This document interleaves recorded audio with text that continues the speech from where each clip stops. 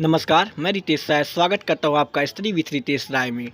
आप लोग को बता दूं कि हमारा पॉलिटिकल साइंस का ये भाग नंबर 3 है। ठीक है, इस वीडियो के अंतर्गत हम लोग संविधान की प्रस्तावना से संबंधित जो भी हमारा महत्वपूर्ण प्रश्न होने वाला है उसको इस वीडियो के अंतर्गत हम लोग देखेंगे। इसके पहले मैं आपको बता दूं कि यदि आप लोग किसी भी विश्वविद्यालय के एंट्रेंस एग्जाम देने की तैयारी कर रहे हैं तो यह वीडियो आपके लिए बहुत ही महत्वपूर्ण होगा। साथ ही साथ यदि आप अन्य प्रतियोगी परीक्षाओं का तैयारी कर रहे हैं तो भी आपके लिए यह वीडियो महत्वपूर्ण होने वाला है। देखिए संविधान की प्रस्तावना के अंतर्गत जो हमारा पहला पॉइंट है इस पर ध्यान दीजिए।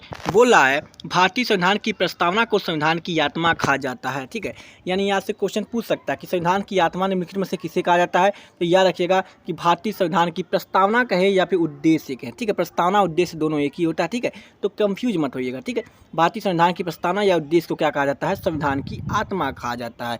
इस बात को याद रखिएगा। ठीक है, आगे देखते हैं।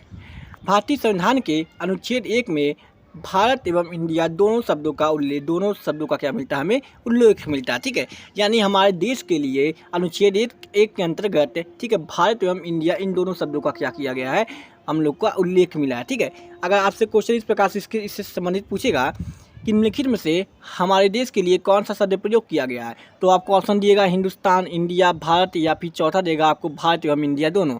तो आपका सही उत्तर जाएगा भारत एवं इंडिया दोनों। ठीक है, आगे देखते हैं। अगला पॉइंट हमारा कह रहा है हमारी प्रस्तावना में अब तक केवल एक बार 1976 में ही संशोधन हुआ था। ठीक है, तो आपसे पूछ सकता है हमारी प्रस्तावना में आप अब तक कितना संशोधन हो चुका है। तो हमारी जो संविधान की प्रस्तावना है उसमें अभी तक केवल एक ही संशोधन हुआ है, और वो कब हुआ था, वो सन 1976 यानी 1976 में हुआ था। ठीक है, और वो जो संशोधन था वो 24वां हमारे संविधान का 24वें संशोधन के अंतर्गत हुआ है। जैसे आप लोग को पता है कि जैसे ही हमारे संविधान में कुछ भी कमियां आती हैं ठीक उस कमियों को दूर करने के लिए संशोधन होते रहते हैं। तो क्रमांक नंबर 42वें नंबर संविधान संशोधन के अंतर्गत ठीक है 1976 में हमारा प्रस्तावना में क्या किया गया था, सुधार किया गया था। ठीक है, इसमें सुधार करके इसमें क्या जोड़ा गया था। ठीक है, सुधार करने के बाद इसमें क्या किया गया था, इसके अंतर्गत सुधार करके हमारी प्रस्तावना में 3 शब्द जोड़ दिए गए। कितने शब्द जोड़ दिए गए, 3 शब्द। आपसे पूछ सकता है कि प्रस्तावना में सुधार करने के बाद उसमें क्या जोड़ा गया, तो उसमें 3 नए शब्द जोड़े गए, और तीनों नए शब्द कौन से थे, तो याद रखिएगा उसमें समाजवादी, पंथनिरपेक्ष एवं अखंडता, ये 3 शब्द क्या हुए थे, जोड़े गए थे। ठीक है, तो याद रहेगा आपको समाजवादी, पंथनिरपेक्ष, अखंडता, ये 3 क्या हुआ था, हमारा शब्द संविधान संशोधन की प्रस्तावना के संशोधन के बाद उसमें जोड़ा गया था। ठीक है, आगे देखते हैं।